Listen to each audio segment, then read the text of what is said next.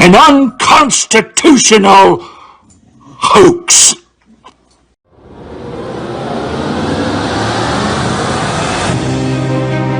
Do you remember when big tech called themselves the free speech platform and used slogans like "Don't be evil"?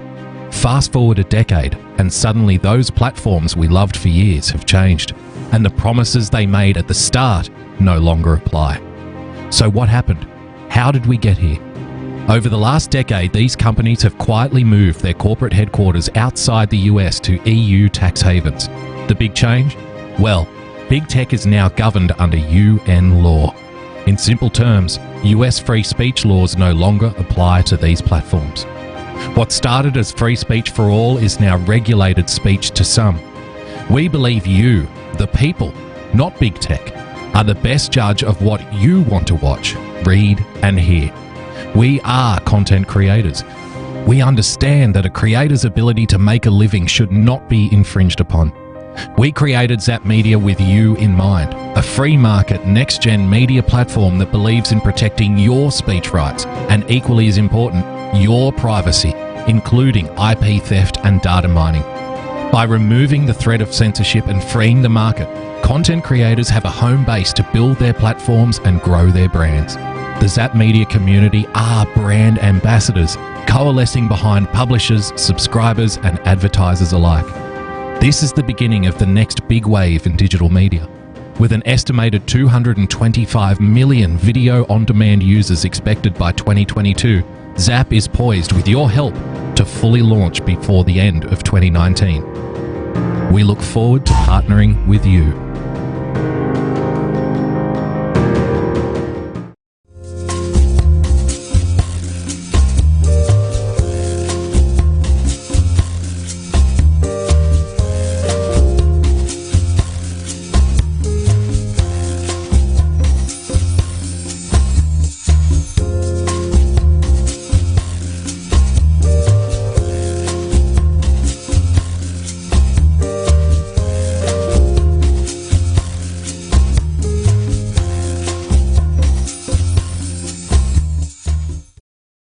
Aloha and welcome to Trust and Verify. Man, I almost said it was the wrong show. What the hell is wrong with me today? We're starting off radio, yeah. No, actually, I was going to introduce Bass Neil, but I don't know why we were even going where with that.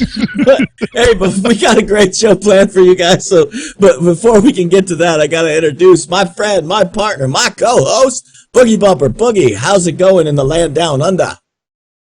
Very good, James. Very good. Unlike yourselves over there in the United States, we're not gunning each other down indiscriminately in the streets. So, you know, life's pretty good. Life's pretty good. No, look, all jokes aside, we're going to have to do a caveat to this. This show, for people who've been watching it long enough, know that we delve into, media hypocrisy and reporting and stuff like that. And, say, don't trust us, verify it for yourselves. So can I just put out a little caveat to tonight's show, James, and a little trigger warning? How about you and I and everybody in the audience just assumes that we don't want to see innocent people shot dead? Can we just assume that? We can assume I don't want to have to preface every single statement and every single article with, oh, of course I don't condone, of course hearts and thoughts and prayers and all of that. Let's just assume that we're all on board with that, okay? Right. So can we do that? And 100%. If somebody wants to jump in the chat and say, "Oh my God, you're supporting white supremacist terrorism" or some shit like that, just ignore them. Okay, don't worry about them because they're just going to do what they do. Exhibit A. Shall we go straight to base Neil deGrasse Tyson? Let's go straight to it. Straight to it. Okay. Neil deGrasse Tyson put this out on Twitter. In the past 48 hours, the USA horrifically lost 34 people to mass shootings. On average, across any 48 hours, we also lose 500 to medical errors, 300 to the flu, 250 to suicide, 200 to car accidents, and 40 to homicide via handgun. Often our emotions respond more to spectacle than to data. Now, there you go. The problem here for Neil deGrasse Tyson is something that we all know, James. It's that if you just put facts and data in somebody's lap, more often than not, in today's world anyway, they don't really know what to do with it. And you'll see by some of the responses here, Just never thought I'd live to see Neil deGrasse Tyson explaining why deaths from white supremacists aren't a big deal using math. I'm not sure that's what he was doing. How about this one? Dismissing and normalizing gun violence and the rise of white supremacy will give space to fascism to rise. Okay, that's interesting. This one I love. I don't know who Anson Mount is, but I'm sure he thinks he's very important. And he said to Neil deGrasse Tyson, James, get this, it's like, Neil, this is your conscience. I am your conscience, Neil. Neil, within the context of fame, there usually comes a time when you need to step back and consider where you're placing your priority, the volume and tenor of your voice or the greater good. This right here, in capitals, is your moment. Sit back, reread your words, and take a moment. And my question is simply, who the fuck is Anson Mount? Who the fuck is this guy? You gotta look, just for everyone's sake, right? Forget about race for just a second. Just think about it like this. Neil deGrasse Tyson is arguably one of the most documented, intelligent people on the planet, who also happens to be black. And essentially everybody in his responses to all the lefties are now basically accusing him of being a white supremacist. So it's just insane. Like, it's so insane that you can't believe they actually committed that shit to paper. Like, somebody literally wrote that to Neil deGrasse Tyson. You're like, what? Yep. Like, I feel stupider for reading some of those comments. I really do. Yeah. And, it's now given birth to a new meme based Neil deGrasse Tyson.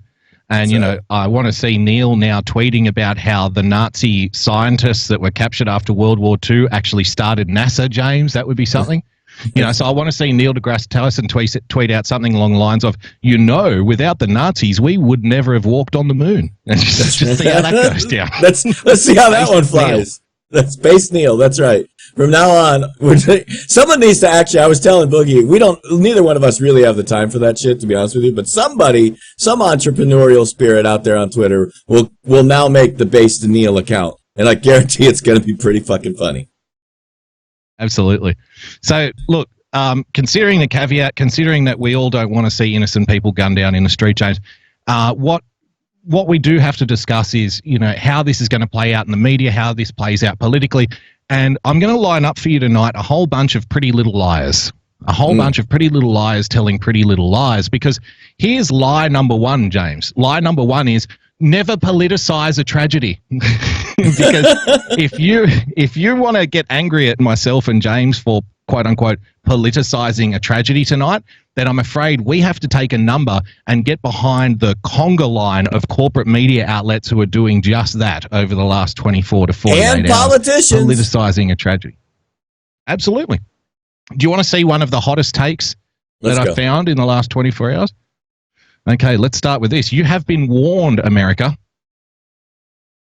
Mexico demands protections for Mexicans in the US after El Paso attack. Okay. Mexico demanded protections for Mexicans and Mexican Americans living in the United States and threatened legal action on Sunday, a day after the shooting at an El Paso Walmart that left Mexican citizens among the dead and wounded. This would be the greatest about face of all time. Because for the longest time, people have been looking for some kind of legal recourse to when their loved ones are, killed by illegal immigrants, say drink driving and whatnot, and they've had roadblock after roadblock. Can you imagine if the Mexican government successfully sues the American government for not protecting their citizens in the United States, many of whom are there illegally, James? Can you imagine? Oh, yes. Mexican authorities... Sorry. Real quick, sorry, because you bring it up. Sabine Durbin, who lost her son, already is fired up all over Twitter about that exact point you just made. Yep.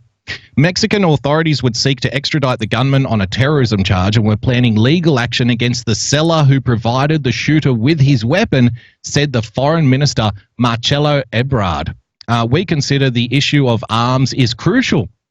So, correct me if I'm wrong, James, wasn't there an issue about 6 or 7 years ago with a large amount of untraceable firearms being sent across the border to the Mexican cartels, James? Wasn't that a thing? Yeah, that's a thing that we're about to reopen called Fast and Furious. That's correct. Fast and Furious, yeah. But now you'll be pleased to know the Mexican government now is on board with gun control. Specifically, gun control from gun sellers in the United States. So they've come full circle. Well done, Mexico. Yep. Well done. But I thought, isn't that interesting? Mexico demands more protections for Mexicans in the United States. And I thought, well, Mexico must be some kind of peaceful utopia. You know, Mexico must be the kind of place that is free from violence, James. I brought this up from last year, February 21 last year, Mexico, where more Americans are murdered than in all other foreign countries combined. Yep, absolutely. Yeah. So the Mexican government, ladies and gentlemen, who wants to sue the United States essentially for not providing a safe enough environment for the Mexican citizens in the United States, more Americans are murdered in Mexico than all other foreign countries combined. How many countries are there again? Isn't it something like 196 or some shit? I don't know. It's a ridiculous number. Like, it's way more than most people think. Most people think there's like 12. You know, it's like there's like 196 countries or something on the planet. And Mexico has more Americans killed inside of its little borders than all of those countries combined. Every continental piece of property on the planet, more Americans die inside the tiny little borders of Mexico than everywhere else on Earth. Yeah, and more than in places like Afghanistan, Syria, and Iraq, James. Combined! More...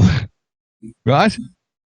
Mexico is more dangerous to an American than Iraq is, than Mosul is. Figure that out. See, here's the thing. If we want to take the based Neil deGrasse Tyson approach to this and just go by the data and the statistics, American tourists would rather go to Mosul in Iraq than they would Mexico City. So figure that out, right?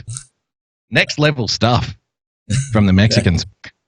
By the way, let me make a quick mention and say, by the way, inside that article, Mexico is admitting that their citizens are coming into the country illegally, because if they weren't, they wouldn't be here. So I just wanted to point out that they're actually highlighting that, yes, our citizens do come in there illegally.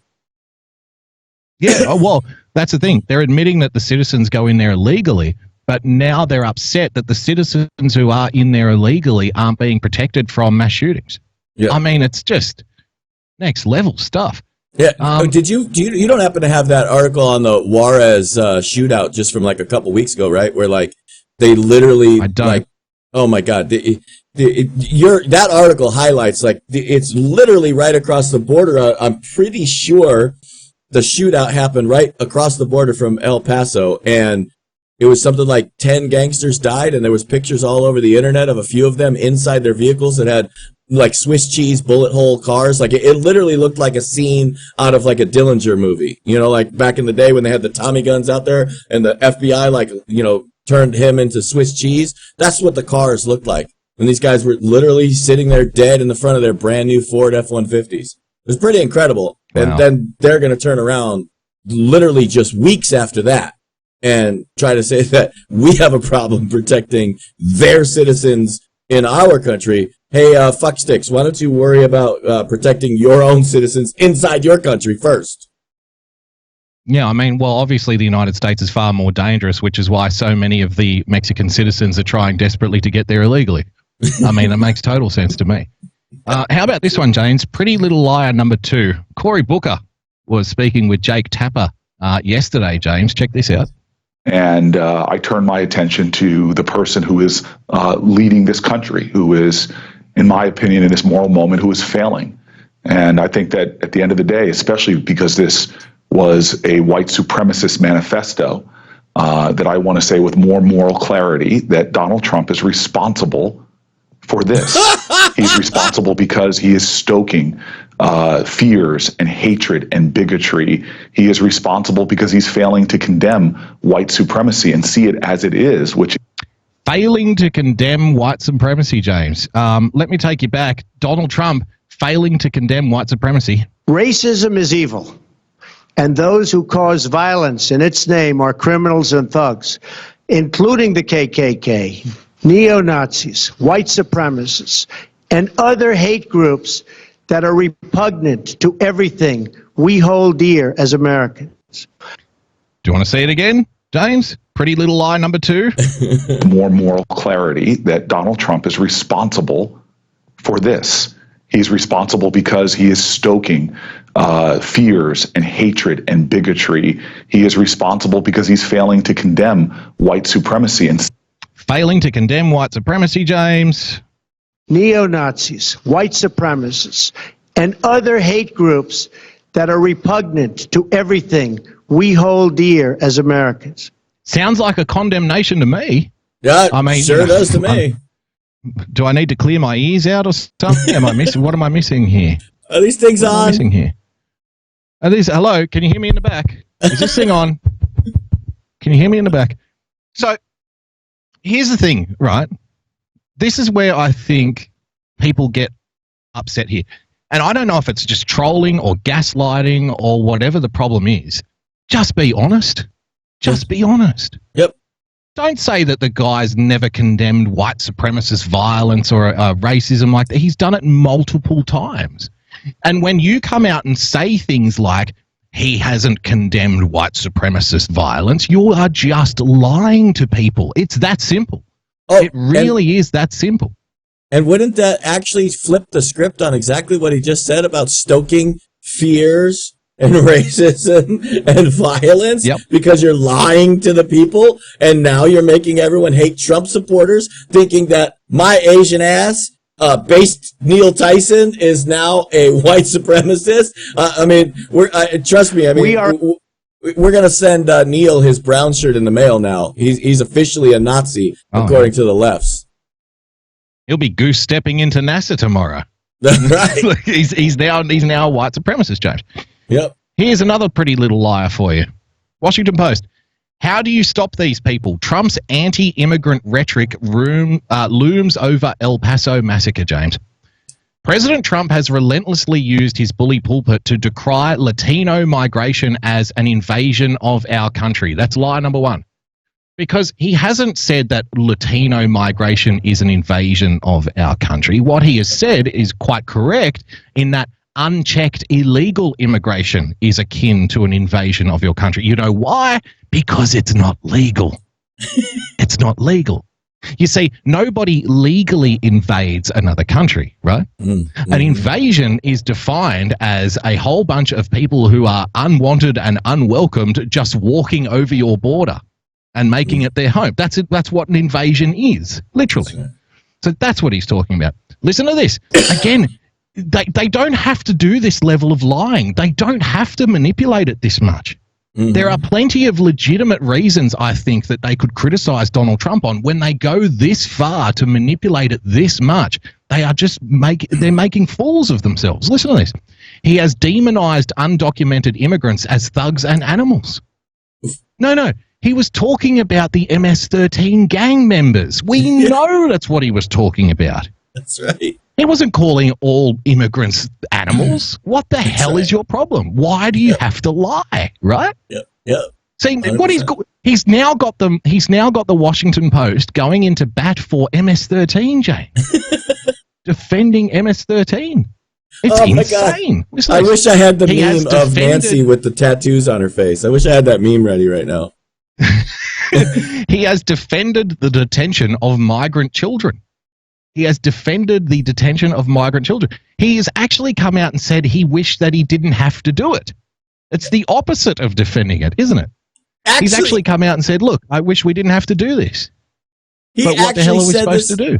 He actually said this only as recent as like 3 days ago, where he absolutely attacked Joe Biden for creating the policy, and that he actually ended that policy because that policy was in place from the Barack Hussein Obama organization. That's who built the cages. That's who went and pursued that whole thing. So it's actually pretty funny that they try to lay that at Donald Trump's feet. Absolutely. He has warned that without a wall to prevent people from crossing the border from Mexico, America would no longer be America. That's another manipulation. He said that without a border, you don't have a country. That's right. Which is by any measure, by any logical measure, is a logically true statement. Because your country is defined by your borders, right? That's right. more or less, by and large. If you don't have, I mean, I could sit here in my little patch in Australia, right, and say, okay, I'm my own country now. I'm my own country. Okay, but the people would say, okay, where's the border of this country? I don't have one. Just wherever I am at that particular time, that's going to be my country from now on, okay? It doesn't work like that. How do you stop these people? You can't. Trump lamented at a May rally in Panama City Beach, Florida. Someone in the crowd yelled back one idea, shoot them. Do you see what's being reported on here? And now, do you trust that actually happened? Even if, first of all, I'm very skeptical that the author would go back to a rally and hear one comment from a crowd of about 15 to 20,000 people, right? Right. How do you stop them? Shoot them. The audience of thousands cheered and Trump smiled, shrugging off the suggestion. The president quipped, only in the panhandle can you get away with that statement. Which is a very funny statement. That's a very funny thing to say. Because let's face it, the panhandle, very close to, close to Alabama, James? Yeah. Very close to Alabama? Yeah. Very close to the deep south, the panhandle in Florida. It's a different kind of world there. On Saturday, a 21-year-old white man entered a shopping center in El Paso, according to police, and allegedly decided to shoot them. Because they put the quote, so see, the guy called out shoot them in the Panama City Beach rally in quotation marks, and they put quotation marks again for shoot them. Oh, he was just doing what somebody in Donald Trump's audience told them to do. Mm-hmm. By the way, the only way that you can get to that, the only way that you can get to that part of the article is you have to go through 4 or 5 or 6 manipulations of reality first before you can even create that scenario for that to exist, James. Yep. Why do they have to lie so much? What's driving it's inbred. I think that it's inbred in them. I don't think they know how to do anything but lie. I mean, if you look at all of the mainstream media that we've been fed for decades, I can't remember anyone ever even telling the straight truth. I mean, think about the people even that we have caught in massive lies. You're talking about people like Dan Rather, Brian Williams, even as far back as Walter Cronkite. You're talking about people that have been caught much later, and then with hindsight, you're going, holy fuck, look, the people that were on the nightly news with the most trusted faces and names in news were straight directly lying about the stories. Here it is, black and white, right here. They literally, you have to go, this must be, do we all get trained, like if we go to college, in journalism school, is it like, okay, the first lesson you're going to learn is how to lie. Anything I ask you, don't tell me the truth about anything. What's your name? Joe. No, it's fucking not. Why are you telling me the truth? I mean, this must be the first lesson they learn at journalism school, because every single story seems to be packed with twists, manipulations, and lies. The English teacher for their English classes must be teaching them how to twist every single word. In fact, maybe the English instructor was my ex-wife, because she could twist a fucking word out of your mouth at the drop of a dime. Fantastic stuff. You just reminded me about something with to do with Walter Cronkite, James. Who remembers this? A speech for the World Federalist Society, I believe. Walter Cronkite, America's favorite newsreader, talking about globalism and his role in it, James. World government is the structure necessary for global justice. I'm in a position to speak my mind, and by God, I'm going to do it. First, we Americans are going to have to yield up some of our sovereignty. That's going to be, to many, a bitter pill. Today, we must develop federal structures on a global level. To deal with world problems, we need a system of enforceable world law, a democratic federal world government. Most important, we should sign and ratify the Treaty for a Permanent International Criminal Court.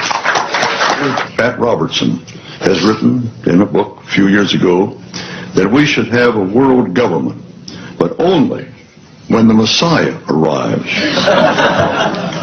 He wrote, and literally, any attempt to achieve world order before that time must be the work of the devil. Well, join me. I'm glad to sit here at the right hand of Satan. There you go. Walter Cronkite, huh? World government, we need to give up our sovereignty, and I'm happy to sit here at the right hand of Satan. James. And people would No. say, wow, that's old. It's taken out of context. Has the media really changed that much? How many hands up in the audience? Press 1 if you knew that clip existed, if you've ever heard that clip before. I never heard that. Who's heard that before? I got to tell you You've this. never heard that before? Not only have I never heard that, but this is a perfect time to remind the audience that I have no fucking idea what clips Boogie has in store. I got no idea where we're going next. That's how we keep the show fresh and lively. I happen to fucking throw Walter Cronkite out there, and bam, he's got the clip ready to go. Like, that's telling you that there is something otherworldly sometimes that guides this show, because I had no fucking idea that was in the can. Oh, there you go. Let's get back to media reporting, James. A powerhouse roundtable on ABC, a powerhouse roundtable, discusses the political fallout from the recent mass shootings. Let's have a look. Bringing our roundtable now, we have ABC News political director Rick Klein, LA Times columnist Jonah Goldberg, Democratic strategist Stephanie Brown James of Emily's List, and a special welcome to our newest ABC News contributor, former North Dakota Senator Heidi Heitkamp. Oh, hello, Heidi. Isn't it funny how she should find her way to getting a plum job in the corporate media, James? Yeah. Isn't that the darndest thing? Nobody saw that coming, I'm sure.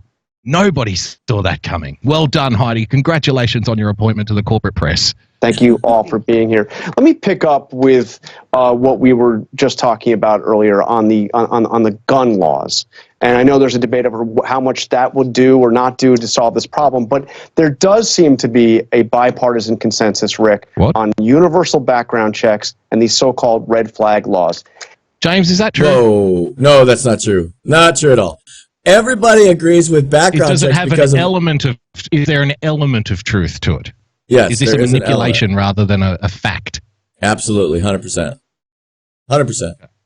The truth is that most of Americans agree with background checks. That's the truth. Why? It has nothing really to do with even criminal background check. What they really want to know is this person fucking crazy? Okay, so that's the part where most Americans do agree with background checks. The other side of that, red flag laws, no, nobody agrees with that shit. Because that's literally going into, like, take people's guns with nothing. This is 1984 Stalinistic tactics. This is giving the government the right to go into anybody's house at any time they want and pulling the weapons, and they can make shit up. There's no certification. There's no fucking licensed psychologist. And by the way, most of us also currently agree, thanks to all of these mass shootings, if you look at almost every one of them, it's a high percentage, something over 90%. They're all on fucking Zoloft, or they're on fucking some kind of Prozac, or fucking some kind of bipolar medication. And you can look at even things like sleep medications, where there are countless stories of people. I'll tell you a personal a story that I know actually happened, because it was my ex-wife who took Ambien and fucking somehow in the middle of the night got out, got in her car, drove her car to the fucking tanning salon in the winter, or in the summer, I mean, and literally fell asleep in the parking lot waiting for it to open. It was like 2 a.m. Like, these drugs fuck with people's heads, and there's documentation of these kinds of stories all over the place. That's what people are concerned with. That there's no possibility that we're going to go for a red flag law. So to say most Americans agree with it, that's bullshit. See, that's what we were talking about. There's a partial truth there wrapped around with a bunch of lies and a bunch of bullshit to make people just accept the premise. Yeah, sure. And you just reminded me of another thing too. I tweeted this out the other day. Okay, so the accusation is that Donald Trump's rhetoric is causing these shootings, James. Okay, that's the accusation. That Donald Trump's position in the world is so powerful from his bully pulpit that his words command, strict obedience in the unhinged amongst his base, who will then go out and perpetrate acts of violence. Okay, that's okay. So if that's the premise, then explain to me why it is wrong to suggest that the word of Allah can inspire acts of violence in his followers. Do you see? Are we now putting Trump on a higher pedestal than God in order for this to be true? Exactly. Well, you see my point, though, right? Now I'm sure that some kind of knuckle dragger will now accuse me of being Islamophobic or bigoted or something stupid like that. But it's when you It's when you go way over the top to dismiss these very simple, logical questions. That's what leads to people asking more questions, and that's what leads to people pushing back against your premises, right? So it's all well and good. If you want to say that Donald Trump is causing this through his word, then okay. But like I said, if we're going to look at acts of terrorism elsewhere in the world, then surely the word of God may carry a little more weight than the word of Trump. I'm just saying that. And according to the lefties, consideration. And according to the lefties, Elizabeth Warren's word puts out more weight than Donald Trump. And I'm sure we're going to get there when we get to the Dayton, Ohio stuff, that's directly linked to Elizabeth Warren. So all you lefties that want to throw Trump under the bus, get ready to throw Elizabeth Warren right out with her, right? It's all the same, right? Everything equal? It's all the same. So all of Allah goes with Donald Trump, as well as Elizabeth Warren, as well as Cory Booker, as well as all your lefty geniuses. Has the political environment changed? As well as now, you can add Neil deGrasse Tyson to that list. Don't forget Base Neil. Don't forget Base Neil. Base Neil. Happen in those areas? Those are two different questions. The environment has changed, but that doesn't necessarily mean that we're ripe to see something actually pass Congress or get pushed from the administration. You saw Mick Mulvaney in your interview a few minutes ago. They weren't really budging. The White House is not budging on this issue of an assault weapons ban. The public is there. The critical issue for advocates of gun control, particularly in the wake of shootings like this, is how do you make it a voting issue? They've got the numbers there for an assault weapons ban, for universal background checks. We're starting to see that. We saw it a little bit in the midterm elections, but we're not really seeing all of the dots connected in the way. What he's saying is something that I've said on this show a lot, James, and here's another truthism for you. And it might be starting to slightly change, but I think that I'm generally correct. But correct me if I'm wrong, if you feel the need to. Mass gun control in the United States is highly unpopular, not just with Republicans, but a large number of Democrats as well. Correct. You see, because there are a large number of Democrats who wave their flags and salute the anthem and love their guns and drive pickup trucks just the same as a bunch of Republicans do. Now, I would put it to you that the Democrat leadership knows this, which is why they never really push for gun control when they are in power. Do you see? Yep. I mean, when Obama was in power and they had the House and the Senate, James, where was the gun control laws? Where was the assault weapons ban?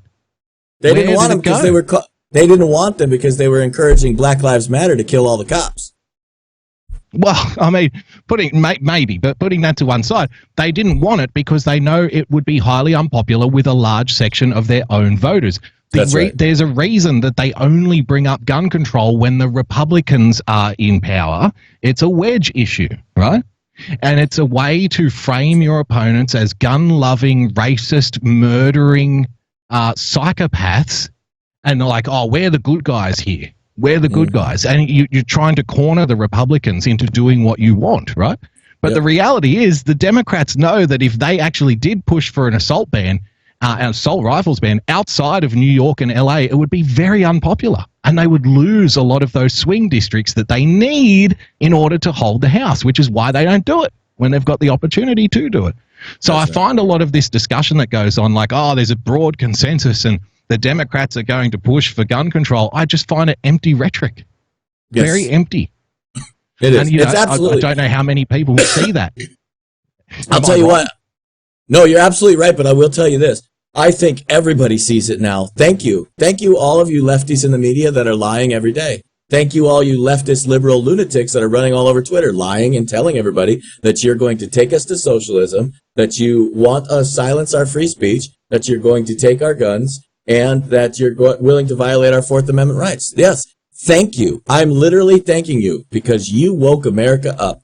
Now everybody sees the manipulation, and a story like that I'm telling you the God's honest truth, before Donald Trump won that election, most of the people that voted for Donald Trump were scared to fucking death that Hillary Clinton was going to get elected, and we were running for the hills. I'm telling you right now, I told everybody I know, get ready. If Hillary wins, we're all fucking going to the hills in Wyoming. We're going to get guns. We're going to go live off the land and try to fucking hide until we can join the resistance and take our country back. Literally, I said those words because that's how scary you motherfuckers are. You're trying to stomp on our Constitution, take everything away from us. And you people who are calling all of the cops crazies, you people that are calling all of the military psychopaths with guns that just want to kill everybody, you want those guys to be the only people armed. Are you fucking insane? That's why we have the Second Amendment, is to protect us from an out-of-control government. It actually, the whole reason the Second Amendment exists has nothing to do with personal protection. It has nothing to do with hunting. It has everything to do with taking our country back from our government. They literally wrote in there to say to all of the politicians, fuck around and find out. James, I feel it is my duty, now that you have informed people that you were prepared to run off, live in the woods and join a militia, that James, yes, indeed, James does have an interest in building underground bunkers and selling tinned fruit online to people who want to join the resistance. So we just got to make sure that we cover the legal bases, James, okay? The underground resistance leader, James R., all the way from Hawaii. That's one place where you want a bunker, is Hawaii. Hey, let's not say it's not like it hasn't been bombed before, okay? So it's not that crazy. Speaking of another hot take in the press, James, remember our first lie tonight. Don't politicize things like this. You're not allowed to politicize it. Well, get in line, because the corporate media demons of the world are doing just that. James, look at this. El Paso shooting victims might avoid hospitals due to immigration status. Hey, you got a bullet in your ass. Nah, it's just a scratch. It's just a scratch. Let's go. Yeah. Get home. You got some needle nose pliers? I'm sorry. Joey, get the needle nose pliers. Come over to my house and dig this fucking bullet out of my ass, because I don't want to get deported. Right. I'm sorry, Julio. We can't take you to the hospital to get the bullet taken out of your liver, because ICE might come and arrest you and deport you. So I mean, we're not trying to politicize things here, are we? It's like people who need help after the mass shooting at Walmart in El Paso, Texas, may not seek it out because of their immigration status, authorities fear. This is a concern, Juliet Kayyem, a former assistant secretary to the Homeland Security Department, told CNN. It's clear that there's people that are not unifying with their family, and that there are people there worried, are injured, that did not go into hospitals, likely because of their immigration status, James. Very clear that there'll be no immigration enforcement at either the family unification centers or the hospitals, because, as the sergeant said, that this is a concern. It's clear that there's people that are not unifying with their family, and that there are people they're worried are injured that did not go to hospitals, likely because of their immigration status. That's something El Paso should probably get ahead on if they're concerned, if they're concerned about it. As for the suspect, of course, we'll all wait, but it would suggest why the FBI seems to be involved, that if this is a hate crime or an ideologically motivated crime, a white male with a manifesto or something that we're now reporting on, the FBI would have jurisdiction, because it could be a federal hate crime. Because that very clear. James, I know a lot of misnomers and untruths get spoken about the US health system. If somebody shows up to a hospital with a bullet in their leg, do they get turned away if they don't have insurance? Nope. Actually, nobody even talks to them about insurance until after they're stable. Nobody even signs them in. Most often, they don't even know the guy's name unless the cops or the EMTs found his wallet on his body. In fact, as they're wheeled in, no matter how minor the injury, if it looks serious, you go immediately to a doctor as fast as one is available. You get in triage first. Literally, they pay people to chase the fucking beds around with the fucking clipboard, waiting to see if you're stable enough to even fucking tell them what your name is. Like, nobody gives two fucks about any of that at any hospital I've ever witnessed or been in. And I've been around a bunch of places, not just fucking Hawaii, okay? I've been around in a lot of cities in California, a lot of cities in Las Vegas, a lot of cities in Hawaii, a lot of different cities around the Midwest, all the way to Chicago, okay? All throughout the land at a hospital. When I have gone in or someone else has gone in and I've watched it happen, they just wheel them the fuck in and save their life. Afterwards, they come around with the clipboard and say, okay, what's your name? Oh, Julio. Where do you live, Julio? What the fuck? There's nobody that fucking questions that kind of shit. And even the cops don't give a fuck about who you are. The only thing that has to be reported from the hospital to the police is when somebody comes in with a gunshot wound and there is no official transportation.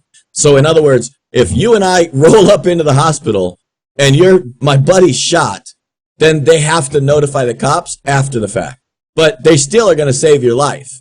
You know, that's what's actually created these fucking television shows trying to make up this bullshit of people fucking just throwing the bodies out the doors at the hospitals, is because it does happen. It has happened. It's because they're a bunch of gangbangers. The gangbangers know what to do. They're going to roll up to the fucking loading dock, kick their buddy out the door, and get out of there. Because they're gangbangers. They were just in an illegal shootout.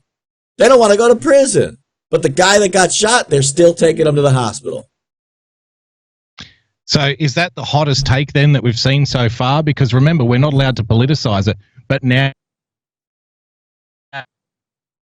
shooting, the white supremacist violent shooting, James, up in the immigration debate as well, the illegal immigration debate. So not only are the white supremacist shootings bad, but doubly bad is the fact that the victims of this racist attack can't go to hospital because from their children. I mean, it doesn't get much worse than that, does it? It doesn't get much worse than that. You are going to be treated, I think, to an onslaught in the next 18 months leading up to 2020. Oh, yeah. And don't misconstrue what I'm saying here. I'm not talking about false flags and stuff like that. That's conversations that people can have on their own time. The thing that I would say, the thing that we've said on this show very often, James, is the fact it doesn't have to be a false flag for this stuff to be happening. It doesn't have to be a false flag for people to make mileage out of it politically. Right. And you can say that, you can take the moral argument, oh, you must not turn these kinds of events into politics. Well, I've got news for you. Politics in the Western world is a very amoral thing for the most part. Yeah, that's right. And people will make mileage out of a horrific, tragic event, and people will politicize it for their own personal gain. And it'll be people on both sides of the aisle very often, James, that will do these things. I mean, that's what politics is. Yeah. And we've quoted him before. The very intelligent politician, but also simultaneously very evil, many would argue, Rahm Emanuel, never let a good crisis go to waste, James. That's right. That's right. I want to change it up now. I want to send you to Baltimore.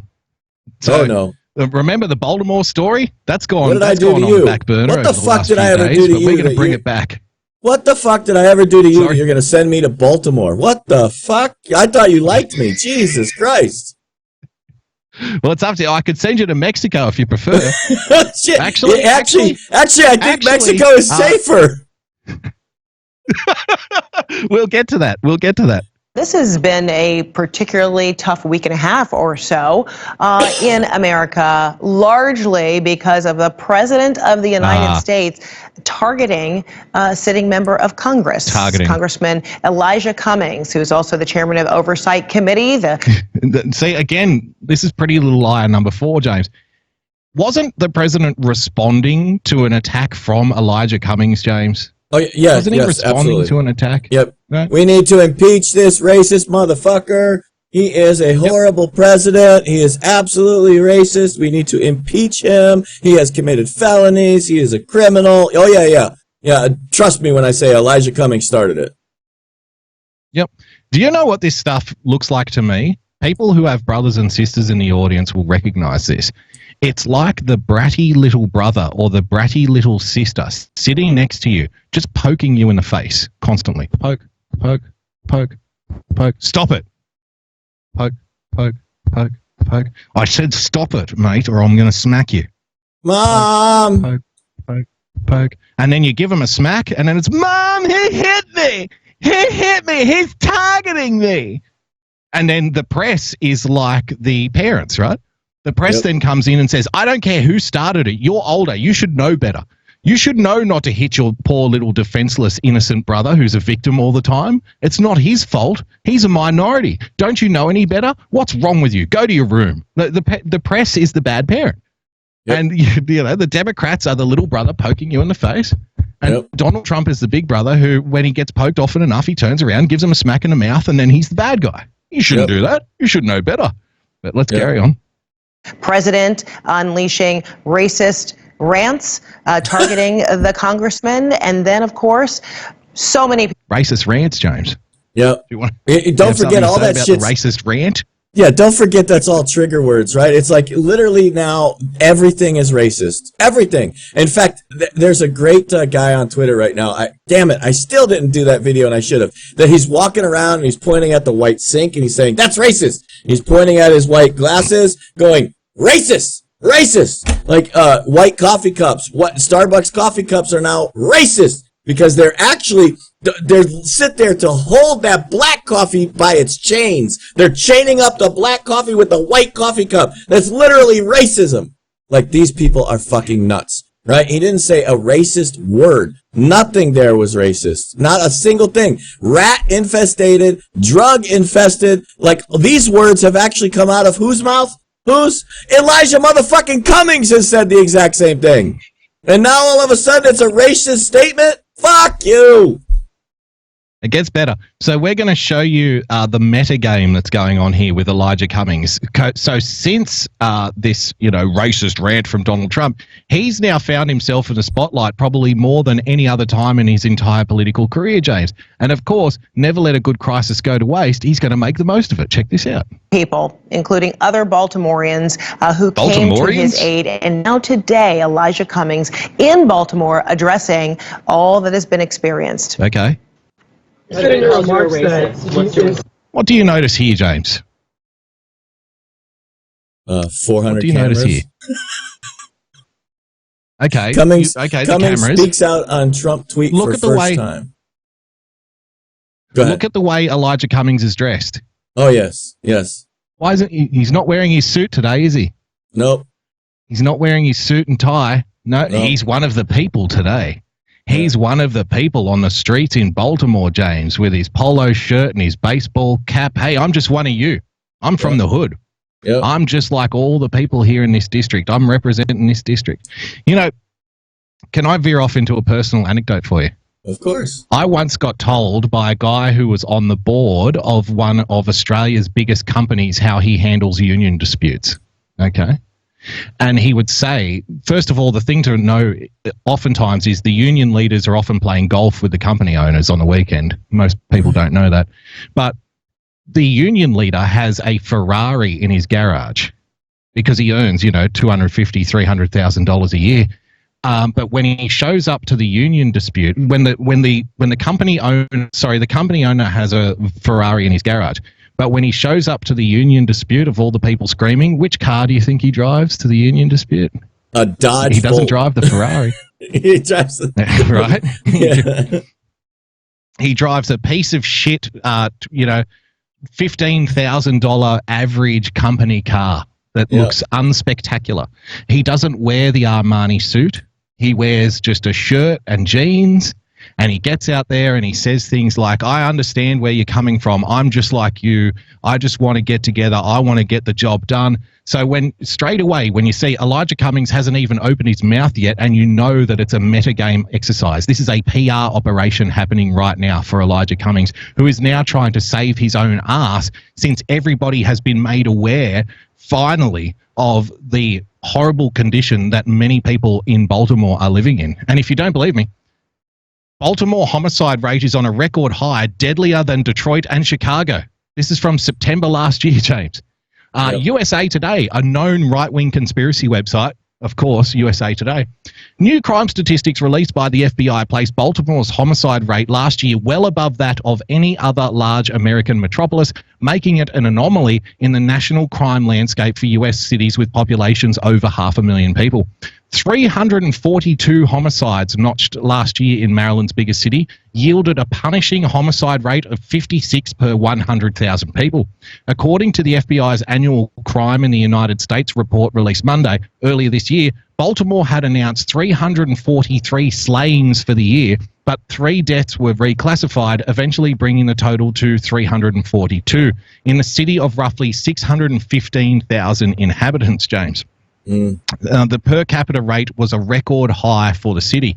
Yep. In comparison, Houston, with over 2 million residents, people often speak about the crime rate in Houston, in Texas.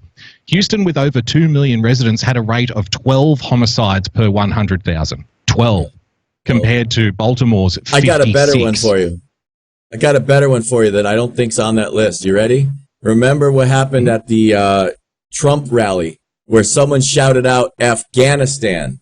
And he said, all right, the left, I could be wrong. The left's probably going to make fun of me for this, but I will bet you that the Baltimore rate is higher than Afghanistan. And at the time, nobody knew what that number is. Do you know what that number is for the entire country of Afghanistan? Yes, that shithole where Americans have been over there fighting for the last 20 motherfucking years. Yeah, that shithole war zone, Afghanistan. You know what their rate of homicide is?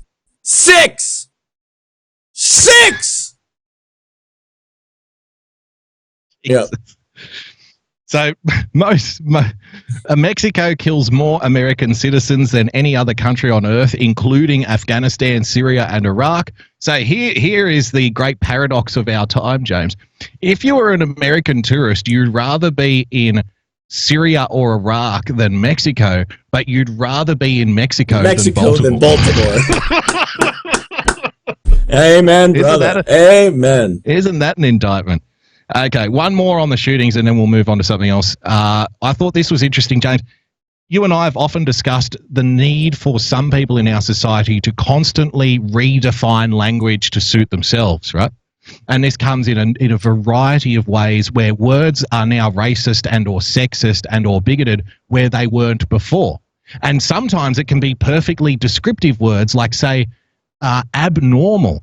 See, because if you call somebody who was born with, say, both sets of genitals now, and you refer to that as an abnormal situation, that is now bigoted, even though that is literally the medical term that is used in the medical journals for such an occurrence taking place. You see, science is racist now, which brings us back, of course, to based Neil deGrasse Tyson, who will soon be goose-stepping into NASA before we know it. If you missed the start of the show, go back for based Neil. So here's another redefinition of terms, James, to make everybody racist once again. But it's also important for us to understand the kind of continuity, the line, the connection. What does it mean to have a discourse in which people are dehumanized, where you use a phrase like illegal immigrant, where the phrase itself places that person outside of a certain kind of sense of empathy and decency? Or perhaps places them outside a certain set of legal frameworks, which would normally apply to citizens. Maybe and normally be called laws in, like, every country on the planet. Right, but these are piddling little semantical arguments, surely, James. Happens. Otherizing. What happens when we use language like infestation, children? Oh my God, he went there. He went there. He went there. You can't use infestation or fucking children. Oh my God. So from now on, when the Orkin man shows up at your house and you tell him that I need you to get rid of my rat problem, if he says infestation, look out, he's a racist. The Orkin man is a racist. Jesus Imagine living in Baltimore, James, where the pest controller turns up at your house and says, we need to deal with this infestation. Please get your children out of the house immediately. Otherwise, I'll have to deem this domicile as illegal. Holy shit, heads would explode. Oh heads my would God. Explode. Racist! Take me to Iraq, they'd be saying. Get me out of here. Take me to Iraq as quickly as possible. Carrying perhaps disease across the border. What happens? You set the stage for people who are even more on the extreme to act violently. Right. We are in a cold civil war. Cold civil war. And there's some people who bear the burden of it. That's not extremist language, is it? Mentioning the Civil War, James. Saying that we are now in a state of a cold civil war because people use terms like infestation and children, in a sense, that's not right. That's not ramping up the rhetoric, is it? That's not ratcheting up the hyperbole at all, is it? This is a very calm, very reasoned approach from your friends at the corporate press. Great comment in the chat from Constitutional. They don't even want to comment, the other panelists. They're just sitting there with their jaws open. There's a great comment in the chat right now from Constitution Ally that says, our house was infested with 7 children. But so do you see what's taking place here, James? We know that a certain amount of people who enter the country illegally are indeed carrying various kinds of diseases and infections, bacterial infections and whatnot. That's not a controversial thing to say. That's a very reasonable thing to say if you care about the facts. Now, how many people, I don't know. It's probably not all of them, but it's definitely not none of them. How about that? Is that good enough? We know that large numbers of people who come over the border illegally are traveling with children who are not theirs. We know that for a fact. And that's not controversial to say. What I'm getting at here is the push to make the normal abnormal, the push to make the reasonable unreasonable, the push to flip logic on its head, to take natural common sense language and make it thus which must not be spoken. And because if he's quite right, if we use, he's admitting himself, if we use these terms, we're giving fuel to the other side, because remember, in his own words, this is a cold civil war now. So if you use terms like illegal immigrant, you are merely giving power to the other side. So we need to, they are openly admitting, we need to remove these words from the lexicon. We must stop people from using these terms, these factual, logical terms, James. These descriptive, definitive terms must be ripped out of the dictionary, because speaking truth and speaking facts and speaking logic is it's crisis. It's an affront to the people who want to lie to you constantly. Pretty Little Liar number 5. Let me tell you who did this exact same thing. Literally, I'm telling you right now, what we need in order to keep up with the lefties' bullshit logic like this is we need a dictionary that literally, maybe they could put it online, that the changes to the dictionary have to be like at the top highlighted every day, so we can wake up and know what words we're no longer allowed to use. Now, if the internet existed in 1935, you know who else would have done this? The Nazis! Yeah, that's right. They burned all the fucking books. They took all the language away. They took all the guns away. That's exactly who would have done this. If the internet existed in 1935, the fucking Nazis would have done this exact same tactic that he's describing right now, because they did it in the 19th century version of it. And for more information on what the Nazis did, do follow Neil deGrasse Tyson on Twitter, and he'll be sure to let you know. This one was sent through by Karen James. Oh, great. She wanted us to have a little look at this. Don Lemon talking with an African-American pastor who isn't towing the line, and Don Lemon gets a little bit uppity with this elderly gentleman of the cloth. So, I know it's hard for you. You think it's hard to believe that Trump is racist, but he's repeatedly used racially charged language. He consistently attacks black and brown elected leaders. So why is that hard to believe, Pastor? No, wait, hold on. Well, I find President Trump. It might be hard. So, Boogie, make sure you point out the chyron here, because literally it's going to be hard for some of our people to see it, but I actually know. I haven't seen the clip, but I know what happens, because actually Karen gave me a little preview and said, watch the chyron. So apparently right now, this is a pastor. I can't even read that, to be honest with you, exactly what it says. President doubles down on attacks on Cummings after calling congressman's district infested. Controversial African-American pastor meets with president. Now back up just a little bit. See how that says right now in the clip? It says controversial American pastor. Watch before. Yep. Before Don Lemon tries to get him to fucking flip, he's not like the controversial guy. It's look right here. He meets with American faith leaders, but when he can't get him to call him a racist, now he's controversial. He can't see. When up until he can't get it done, he's a fucking just a faith leader. As soon as he can't get him to call a racist, yep, he's a controversial faith leader. Fantastic pickup there. I also love, after he refuses to call the president a racist, he then gets attacked himself by Don Lemon. Check it out. People just tried to get me to go into other avenues. Only thing I disagree with President Obama. Did walk those comments back saying he didn't. Okay, if you watch the men who have been caught about President Obama, one take you seriously. I've never said that. Here we go. So, Pastor, you've said some controversial things before. In 2012, you equated President Obama's support of same-sex marriage to supporting child molestation. You later walked that back. What? But that in itself is an outrageous statement. Why should anyone take you seriously? I never said. Why should anyone take you seriously, James? Yep. Now Why see, should anyone take look at the attack. That's exactly what I was just highlighting. Watch. They try to set him up as a faith leader because we're going to make this black pastor attack Donald Trump. When he won't go for it, they move on to, okay, now we're going to attack your ass and discredit you. This is the plan, and you can see it in the fucking Chiron. It's not just on Don Lemon's talking points. They're manipulating the population right here. This clip highlights it better than I've ever seen before, where they literally try to force this guy into fucking attacking Donald Trump, and when he won't, fuck you, now you're dead to me. Absolutely, 100%. James, I want to move on. I want to give you a little bit of a glory lap around the paddock, if you will. I want to congratulate you because you picked this about 6 months ago and you've got friends in high places, James. Obviously, Michael Moore has been watching your broadcast because he agrees with James R. Let's check it out. Just Traverse City, Michigan we go. Michael Moore has been patiently waiting for us to return to him. Michael, you have two tasks in this next answer. Comment on the Tom Friedman theory, two Democrats. You say you want a revolution? That's great. If you want to... Just again, we have been talking a lot tonight, haven't we, about dangerous rhetoric, James? Yes. Haven't we been speaking about dangerous rhetoric? Nazis are in the White House, white supremacist terrorist enabler Donald Trump.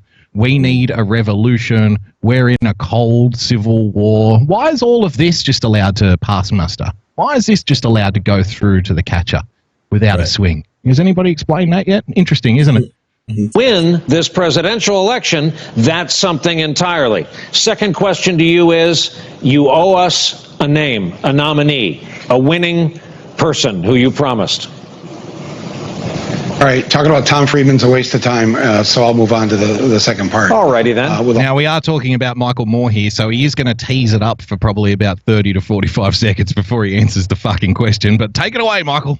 All due respect, of course. Because actually only a revolution at this point is going to defeat Donald J. Trump. Whoa! Whoa! Michael Moore!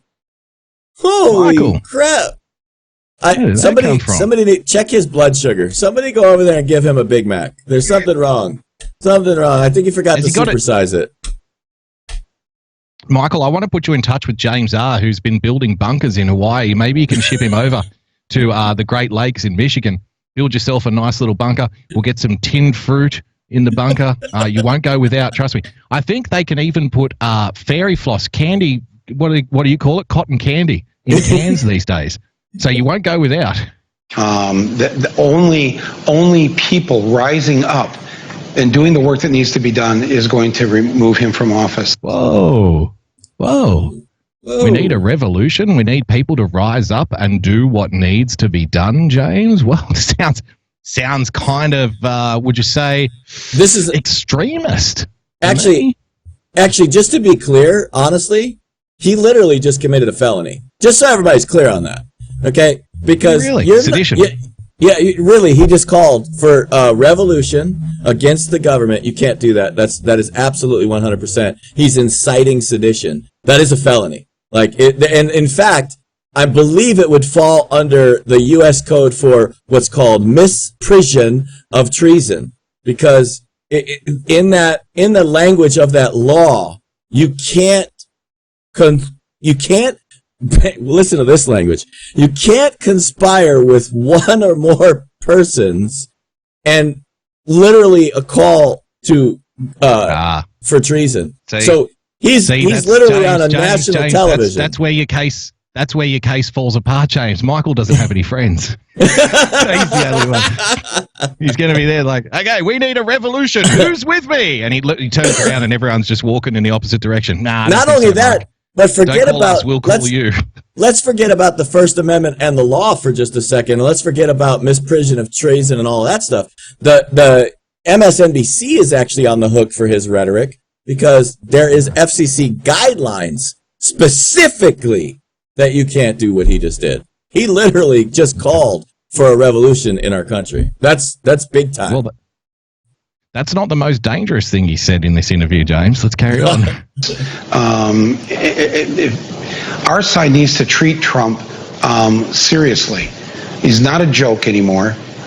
He's the real deal. So he's choosing his words very carefully. Yeah. We need to rise up. We need a revolution. We need to treat Trump seriously, like you would a threat, like you would a danger, James. And he humiliated all of us by losing the election There it and is. then being given There it the is. keys to the Oval Office. Michael Moore just admitted to you why the left is batshit motherfucking crazy. He humiliated all of us. Bravo, Michael Moore. Way to expose the truth on national television. Way to go. You deserve a milkshake after that performance. He did it. He did it by saying that Donald Trump lost the election and then took the keys to the White House. How did he manage to do that? How did he manage to do that? No, those are the wrong keys. No. See, I'm supposed to get a set of keys too, even though I lost. Thank you, Barack. Thank you. Sucker. I don't know how to do that. If I wanted to do that right now, I wouldn't know how to. How would I go about losing and then having the White House? To answer the second part of your question, the Democrats to win. I mean, I have my 3-point plan if you want to hear it. No, the DNC. No, we don't. Won't listen to it, but maybe you will, Brian. I know it involves ballot initiatives in all the states. It does, and I so appreciate you having me on. Even though you mentioned you have the 2 Harvard people there with Joy and Lawrence, MSNBC the whole night is all Ivy League or get to the point. God. Or well, you've got University of Chris, Missouri. from I'm a Brown. non-college white. University of Missouri. And Go no, that's what I was going to say. You got Rachel. You got yes. I know all. Yes, but only Brian and I are the ones with a high school education because Brian doesn't have a degree, pointing that out. And neither do I. Yes, but you're a good company. You're with me. All right, so a couple of older non-college whites. Somebody's here we go. Break a wrist with all of this backslapping going on at some point, James. Jesus Holy Christ. cow. How does he manage to... Wait, he just managed to literally, downgrade everybody in the country that doesn't have a college education. And he slipped it in there. He literally just slipped that in there, and these guys are sucking it up.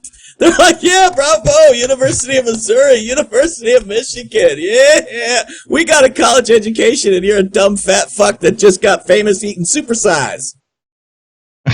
And look at the host, who also doesn't have a college education. His body language, he's now got his arms crossed. Yeah. Right? He's sitting back in his chair. He's very intimidated now. Yep. that yes, as our demographer you did go to friends community refer to us. college. Brookdale Community College. Well, did go there. bless you for that. Yes, and for everyone who ever tried to attend Brookdale Community College. Thank you. Yes, I am the Trump demographic. I'm an angry white guy over the age of 50 with a high school education. Well done. So here's how to defeat Trump. Number one, people turned up. You're not working class, though, Michael. You're not working class, mate. You may dress like a hobo, but it doesn't mean you are one, okay? Record numbers last November to put the Democrats back in the House. If they don't do anything, if they don't make it worth all the while of all those people who had sat it out in 16 but came in 18 to vote, they may not show up next year. So the Democrats have to do something. What they have to do is they have to impeach this president. They can't sit around and say, "Oh, yeah, but why should we do that?" With, the Senate isn't going to have a trial. Well, as I said on Seth Meyers last week, the Detroit Tigers don't get to say, "We don't want to go to New York and play the Yankees. We're just going to lose." No, you got to go to New York and play the Yankees. And the House has to do its job. The fuck is he talking about? What the fuck is he talking about? Honestly, does he know that? Does he legitimately think that the Democrats won the House back by the votes of angry white men wanting to impeach the president? Is this what he's thinking? Yeah. He can't be serious. He can't be that dense. He can't be that stupid.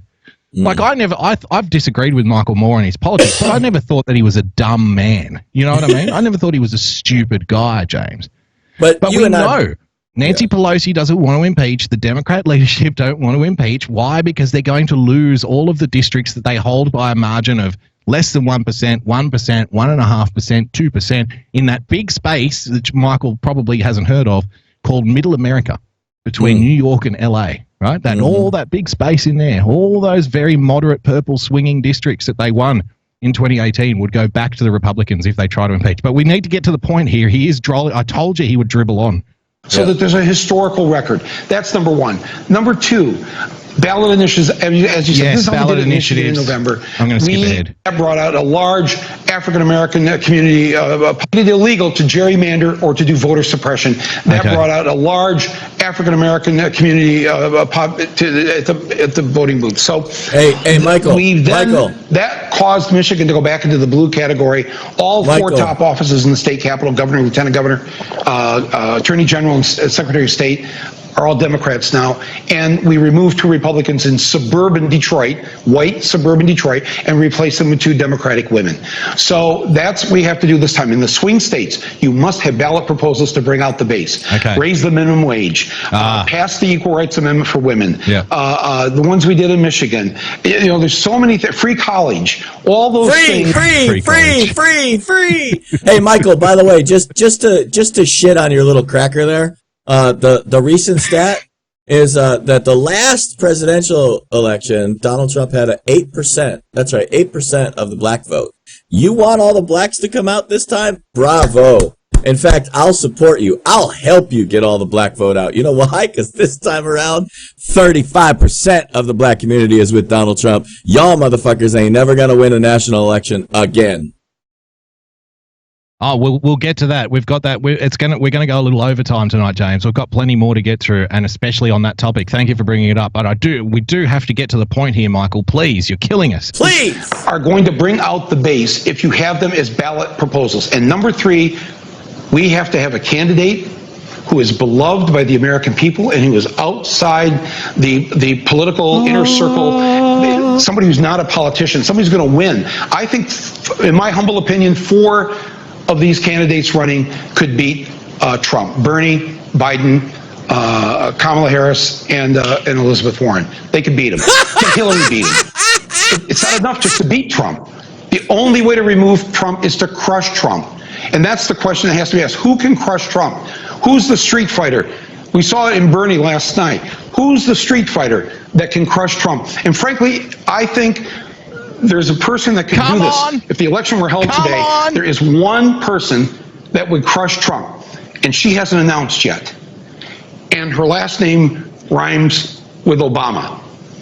In fact, it is Obama. Michelle Obama.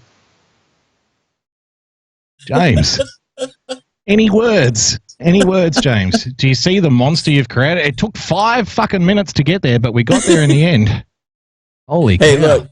I told everybody, I was reading the tea leaves, that they were positioning her to come out. I'm telling you, that's still there. There's people that are like, Michelle just said she has no legitimate, she's not going to run, it's not going to happen. Listen, if we don't go after and take down the lefties like we think we're doing right now, and we don't attack and get actual leverage on that prior administration, they're going to bring her out as the savior of the party. And she's going to come out. Think about this. Think about how many times you've seen this just in your lifetime. Just in your lifetime. You don't even have to go historical. However old you are, how many times have you seen the politician that comes out of left field and says, I said I didn't want to do this. I never wanted to do this. But the party has really begged me to come save the country. I have to do what's right by the American people. They are begging me to save the country. And so how can I turn down my patriotic duty to save the country? Only I can do it. I am the second coming of Jesus Christ. It is a sacrifice that God made me perform. I must do this for the betterment and good of mankind. I want you to just think about how many times you've heard that. You know, James, when my husband finished up as one of the most popular presidents of all time, I was happy to know that he would be at home and we could focus on being a family again. But how can I sleep? How can I rest knowing that my family is going to be safe in the future unless I know that somebody is doing their best to put an end to the racism and the bigotry that is in the White House right now, James? Somebody has to do it. And if I want to protect, if I want to know that my family is protected going into the future, then I have to be the one to step up, James. Hey, here's another good thing for you guys all to remember. When Bill Clinton was the president of the United States, what did they immediately do to Hillary Clinton the second they left the White House? The exact same shit they're doing with Michelle Obama. Mark my words. They know how to perpetuate a crime family. They've learned the lessons. They've made the connections. Watch what they're going to do. Now, the only reason that this is not going to go through, like I said, is if we can successfully, which I believe we will, go after and prosecute the criminals from the Obama administration. If they walk, if they all get away with it, we're fucked anyways. We're just screwed because the deep state's just going to take the fuck over. But they'll get whatever they want accomplished at that point. Well, you mark my words that, in fact, a lot of people say, like right here, Peacemaker actually makes a great point, but I don't think it's in the way that he intended. He said Michael's dick will get in the way. Have you not been paying attention to what the left is trying to sell you? That's going to make him a superstar. Yes, all of this time I have had a dick. I am transgendered. He doesn't even have to be true. He'll never have to prove it. There's enough out there. Like, nobody's going to say you have to fucking go show everybody your dick to make sure that you're not really a woman. Just think about this. This is the left's dream. This is the left's dream for them to come out of the closet with some shit like that. Like, there's no downside other than the fact that they're a bunch of criminals. I'm just telling you, you just watch what these guys are capable of doing, and they're absolutely capable of doing this. Now, James, you know that I'm not on board with the Michelle Obama theory. I think it would be too soon I could maybe see Michelle Obama 4 years from now where there would be a better chance of a win after 8 years of Donald Trump in the White House. Okay. But that's not to say that I don't see some merit in your theory. And this is something that may, pique your interest as somebody who propagates the idea that Michelle Obama could run. Isn't this interesting? Democratic primary voters may punish candidates critical of Obama. See, there is an aura of inculpability around Barack Obama with Democrats, isn't there? Yep. You must not criticize. You must not criticize his legacy. Why is that, do you think? Would it be possible that not criticizing the Obama years might have something to do with positioning another Obama to make a run for the top job? Could be. I'm not saying it is. I don't even agree with the theory, but I do find it interesting. And I didn't know we were going to go down this path. I had this story already lined up.